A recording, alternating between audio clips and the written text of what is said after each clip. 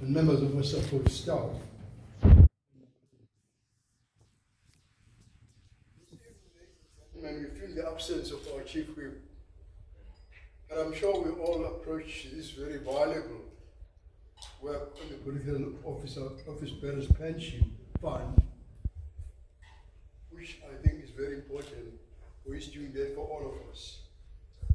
It's a pity though that the Honorable Nkosi Buthelezi is also unable to join us today due to tomorrow's by-election at Jozini. Other than that, however, we have a full house, but not a good-looking house it is, indeed. It really calls for celebration. When we end the year with a bigger team than we had at the start, this speaks of our growing success and of a year of very sustained commitment. It is well worth taking this moment tonight, ladies and gentlemen, to look back, as my colleagues have done before me on this podium, on the year that is almost behind us. In 2019, we cleared two giant hurdles: the national and provincial elections and the IFP's National Elective Conference. So we had a very good reason to be satisfied with our performance in both, actually. We have grown significantly. We have reclaimed the position of official opposition in KZN, and we have navigated a very smooth leadership transition. Because all sorts of predictions were made that, when Buthelezi retires, this is the end of the IFP, and so on, and then there's going to be commotion, and all the knives will be out, we'll be fighting, and so on. But God being God was very good to us. So when we look back on these years, there are many milestones going along our route.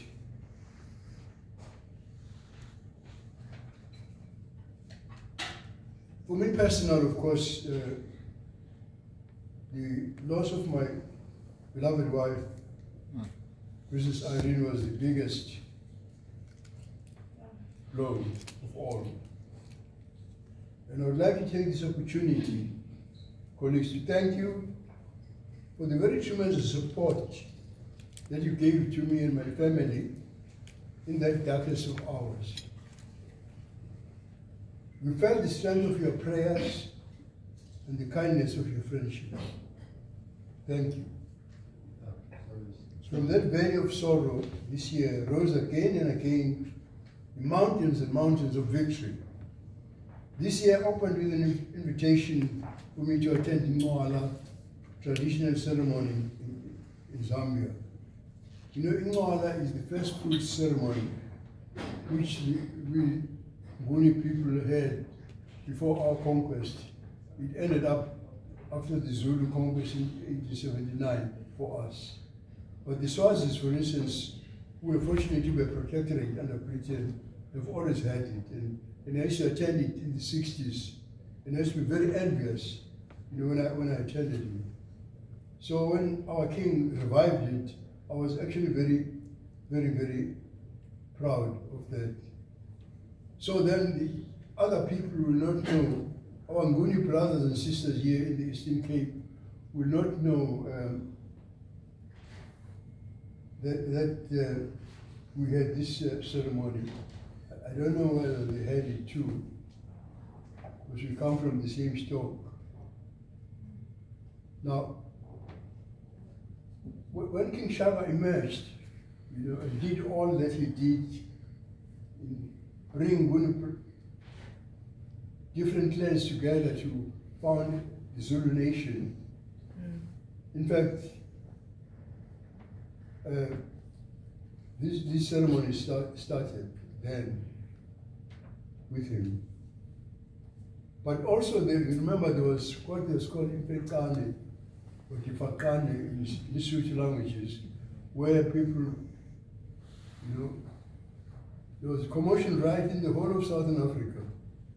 In Ulundi, there's a very humbling, what you call, inscription on the Anglo-Zulu War monument, where they say this spot marks, the defeat of the Zulu nation And also, they said, also it brought changes in the whole of Southern Africa, which is true. Because apart from Mzilikazi who went to Zimbabwe and founded Ndebele in Zimbabwe, there was another man, he went up to, he left.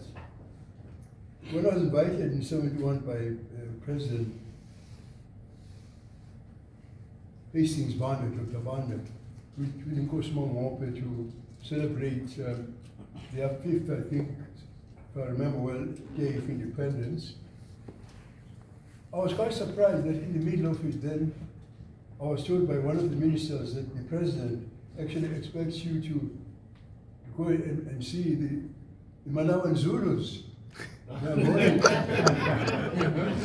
he confirmed this himself. With the Bando, he said, Yangonis, Abengoni, your own people. Because Zoninda was jailed, just like Mzilikazi fled. And they founded kingdoms, you know. That was the bad thing about Zulus, because they bullied people. Established kingdoms in other people's countries. You know? It was terrible, because that happened in Zimbabwe, this happened also in Malawi. So, my wife and I, and those who accompanied me, we flew up to the north for 2 hours by a charter plane. It's that far where they are, you know. First of all, we visited a mission in Mbangweni, you know, which is a Zulu word, and there were tears in my eyes. They dusted up all dilapidated, torn Zulu hymn books, and we sang "What a Friend We Have in Jesus" in IsiZulu with them. I was really deeply touched. Then, of course, later I went to see the king of the Angonis, and a fatted calf was slaughtered for me, and they danced, and I joined them and danced with them. So when I was invited this year, the Angonis, in fact, let me say the real programs, that just before our negotiations, we went up with my colleagues, Dr. Ngubane, Dr. Mdalose, to brief President Banda, President Kaunda about the negotiations that were about to take place, because there were all sorts of stories that were being, you know, traded at the time, including the verification of us by our former movement, the ANC. So we're sitting in the evening with my 2 colleagues when a word came from the State House, that is the house of President Kaunda. And the word said, the president says that you must switch on the TV because you'll see the what do you call the Zambian Zulus, and there's the Angonis. So these were the people then that extended the invitation to me this year to go up to Zambia. That, of course, turned out to be a milestone meeting, because for the very first time, President Kaunda placed on record a very significant fact of history about the formation of Inkatha. Some of you may have been confused about our chairperson of SCOPA, Mr. Stango, when he talked about 1912. Because my secretary, of course, is familiar with this, and some of my colleagues will be familiar with it. But in 1912, a lawyer from Inanda, just in the environs of Durban, outside Durban, you know, went up to look for a princess, wanted to marry a princess. Those days, this was still a tradition that you ask family for them to give you their beauty as your wife, even if you didn't propose any love to her. So he went up and he approached my uncle, King Solomon, who was then on the throne at that time. When he got there, my uncle, King Solomon, suggested, gave over to him a daughter of King Kejoy, Princess Sabed. But in the meantime, King Dinizulu's eldest daughter was just ripe and beautiful. So, in fact then Dr. Sam abandoned what the king did. He decided to propose to my aunt, that is King Dinuzulu's eldest daughter, Princess Harriet PC. So then in 1912, then, this is the man who went to Bloemfontein and invited all the African patriots to start the African National Congress. Because I don't want the confusion, because there are young people here, there are new members of staff, they'll be very confused tomorrow. They said, you heard Shongo talk about 1912. This question they had, what does that mean actually? We're not part of the ANC. Of course we're not, but we are.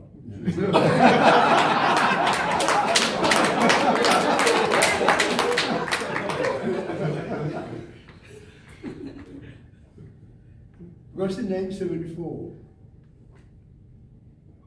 I was invited to a very great debate. I'm just sorry that the people will not allow us next year to have this.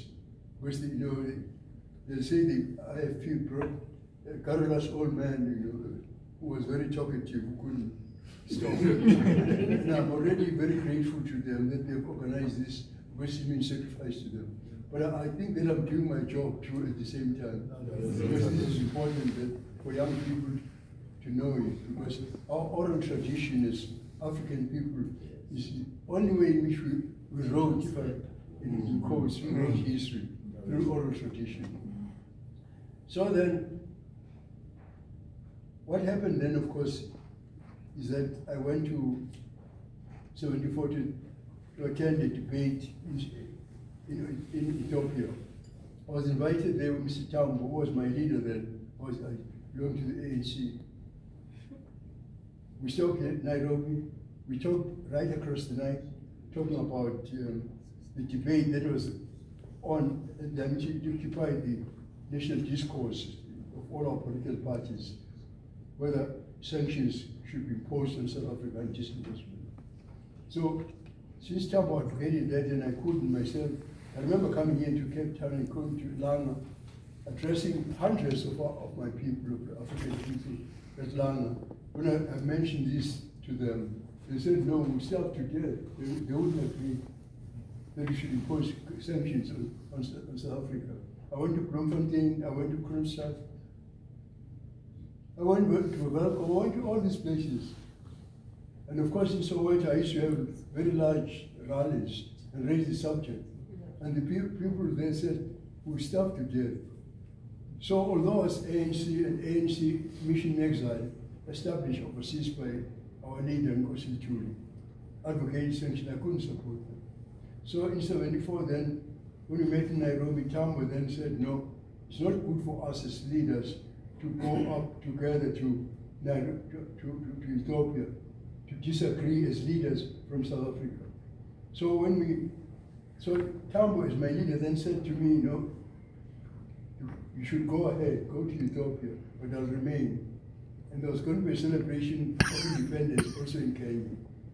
So when I returned, I said, I take advantage now. I would like to go to Zambia and to take both President Nyerere and President Kaunda for hosting our exile, all the people. Actually, when I go to Zambia with President Kaunda in the evening, we had a very wonderful dinner at the State House. It was a great honor for me because I was not head of state or anything. But since my credentials as an opponent of apartheid were not in doubt, they received with great respect. Then the following day he said I must go and see his party's headquarters. Then the following, then he said after that come back. So when I got back to the State House, there were all the top brass, of his party, including the Prime Minister, for example, Mainza Chona and others. So he said to me, we as frontline leaders appreciate what you are doing in South Africa now, because after 1960, when our people were killed in Sharpeville by police with live ammunition, then they shut all our movements, ANC, ASAP, all of them. So he said that But we think that what we are doing is not enough. You must go back now and found a membership-based organization. I said to myself, but I'm an ANC. How can you say I must now, what you call it, be a traitor and find another organization? So I consulted my leader, Tambo. Tambo said, yes, go ahead. Found it, you know. So then I got back. I consulted one of my mentors, Bishop Zulu. He said to me, be very careful that if you're starting just a political party, they'll shut it down. He said, your uncle 1980, which is the year I was born, he used to have a Zulu cultural thing called culture. So make it a cultural thing. So we found the National Cultural Liberation Movement. National Cultural Liberation Movement in Kata. So that's what Mr. Thiago was referring to, because we then said we structured Inkatha on the ideals of the ANC as founded, as propounded actually, by the founding fathers in 1912, which was pursuing the struggle through negotiation. A lot of bloodshed had been shed in this country. There had been the Anglo-Zulu War, there was the Anglo-Boer War, a lot of bloodshed had taken place. In 1912 they said we'll continue to struggle, you know, without violence. So that's what it meant. Must blame Mrs. They were not my old age.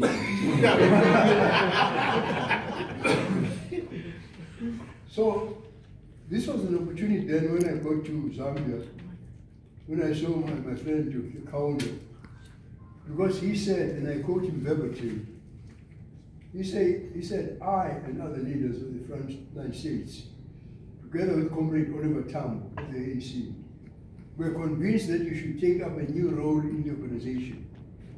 We agreed to instruct you to form a mass-based organization from within South Africa. And then he added that you shoulder that responsibility and advance the struggle for liberation, unquote. Those are his words. In that moment then, many years of ANC propaganda were undone. The following month I was invited to Nigeria by the former president of Nigeria, Olusegun Obasanjo, to deliver a lecture on the 82nd birthday. You know, even here the history between me and him is the most interesting, because in 1976, in 1973 I was in Mthatha, because we were very good friends with Nkosi Matanzima, who was then the chief minister of, and then other homeland leaders who managed to all come to Mthatha in September, it was. And there, I proposed that let us pursue a federal formula, because I was trying to prevent the fragmentation of our country into Bantustans. And we had that meeting with Matanzima, and all of us, we made an agreement we'll never take independence. But of course the rest is history then, because my colleagues one by one then took it, then constructed the TBVC countries, you know, Transkei, Botswana, Venda, Ciskei, TBV countries. We're never part of that. So, on that day of independence, then in 76, tickets were sent to me by then General Obasanjo, because at that time he was the head of state. There had been a coup in Nigeria, and they killed the person who led the coup, Mohammed Botala, and Obasanjo took over. So he was the head of state, but it was a military coup of junta. He sent me because he thought I was going to go to Transkei, which I was not going to anyway. But I thought that it was important for you to know why he invited me. And he gave me a topic to address on his 82nd birthday: colonialism, apartheid, freedom, and South Africa rising. It came from him. He said I must address that. So I don't know, the amount of research that Mrs. Waller did amazed me for this speech. So that is important aspects of the IP's legacy, which were placed on record. In the midst of these victories, this year we're campaigning hard for the May elections, and the outcome proved the worth of all our hard work. As we return to Cape Town in June to begin the work of the 6th Parliament, we welcome new colleagues, new staff members. When we saw our caucus strengthened, We saw our staff strengthened. It was cause for another celebration. When our national spokesperson, Mrs. Hlengwa, was appointed to chair the Standing Committee on Public Accounts of the 6th Parliament, that was a victory for us. Clearly, even the ANC is impressed with the IFP's integrity. So tragically, the same month we lost our former Secretary General, Ms. Bongile Nkomo, who will be remembered in our caucus for very straight-talking and honest leadership. We are very grateful, colleagues, that our new Secretary General has many of the same leadership qualities which Bongile had. June also brought the second State of the Nation address for 2019, where the economic crisis dominated the debate. And July brought budget vote debates where our MPs shone. I take this opportunity to congratulate you, my colleagues, because you shone and made significant headlines at the time. There was also the month of our successful Youth Brigade Conference, where our leader of the Youth Brigade, Ms. Momalo, who is here, was elected. And we had equally successful Women Brigade Conference. August, of course, was our watershed moment, because the IFP Smooth National Native Conference was a big triumph for us. Now, the unanimous election of our new president announced the depth of unity and shared vision in the party. So it also proved our wisdom in moving slowly to this point. Nevertheless, I can tell you, ladies and gentlemen, that I'm relieved we eventually reached the point I've been able to breathe easier as the President Emeritus, having handed the greater burden to our President and his team in the National Executive, although I'm still participating in the Executive too. Because my colleagues also persuaded me to help during the transition, because transition has caused its ups and downs. Ironically, though, stepping down has enabled me to take more commitments than before. When September brought an unspeakable outbreak of xenophobia in South Africa, I was able to go to Johannesburg to speak to the community as an elder. I've also been able to deliver several lectures this year on topics ranging from reconciliation to education to the history of the Zulu nation. I must pause here, ladies and gentlemen, and thank my aides here. For I'm sure they hoped I would slow down after August.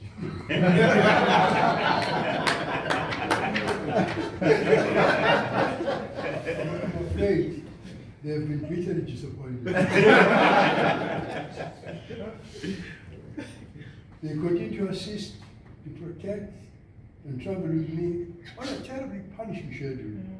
And for this I'm deeply grateful.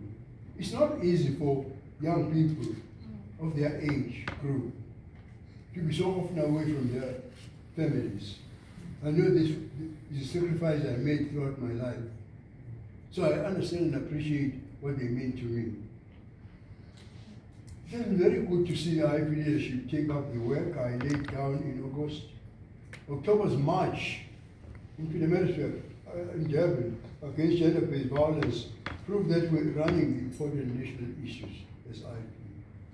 I was, however, saddened by the fact that it was by and large ignored or not covered by the media.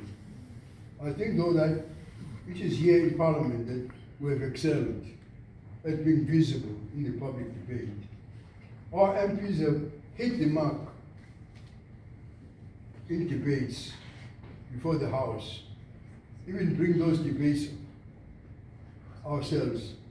I'm sure that my white colleagues will wonder why they're not blushing.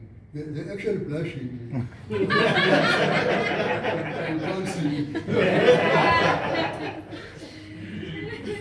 We have been had on the issue of expropriation without compensation, on the plight of the South African Airways, on the water crisis, on social development, and on the fight against gender-based violence. Our increased media through these issues is very good news, I think. And I was surprised when we held our first parliamentary caucus media cafe, that journalists told us that we are the very first party to do it. No other party has engaged the media right at our doorstep in that kind of forum. So it was a first for us and a triumph by itself. I think it was very important to introduce our members individually, highlighting specific portfolios. We've already seen how the media has begun to approach the right people on key issues, which raises our public profile, I think, and showcases the wealth of leadership in the IFP. So this has value for all spheres of the party. In fact, the work we've done here in Parliament will support the party's performance in the coming local government elections. I mean, last week we won a by-election, and we were actually snatching a award from the ANC. The IFP is being seen to be a visible, proactive driver of important issues. And I know that it can be a balancing act to attend all committee meetings. But by all accounts, our MPs are coping very, very well. I would like to take this opportunity to thank them. They mustn't think that I take for granted what they do. I'm very proud of them. It is remarkable for so few to achieve so much. In all this work, we are supported by a wonderful team of staff, of course. And I'm sure you'll agree with me that none of what we do could be done without that quiet, hard work going on in the background. I would like to thank them. Don't take that for granted. Tonight we honor our support staff, and we thank you, ladies and gentlemen, for all that you have done in 2019 to strengthen the caucus. I cannot thank Advocate Mitchell sufficiently because he was living, actually, and when he changed his mind, actually, I thank the Lord. And I'll never forget, as he said, I enjoyed canvassing campaigning with him all over the place. And like him, I will never forget him, whatever remains of my life. I wish to place on record my gratitude for all the work which my secretary has done for me this year. Her load has increased with the odious demands that are made on my time from various directions, and she has been available to me even in the most unholy hours, for which I apologize to her in front of you and to her family. I cannot stop thanking God for her. And I'm looking forward now to our caucus workshop next month so that we can start 2020 with game plan for our work in Parliament. But before we get there is an important task we all need to attend to. Ladies and gentlemen, this is the highest point of my speech. We need to rest. We need to be with our families. We need to regroup and recharge our batteries. It has been an exceptionally busy year for all of us. And we know that in 2020, the work will only increase. I therefore encourage us all to take this time over Christmas and New Year to tap into the wellspring of inspiration. May the holiday season be blessed with safe travels, happy homes, and good cheer. I wish you well. My colleagues were all colleagues here, because we wouldn't achieve what we achieved if we didn't work together as a team. Thank you.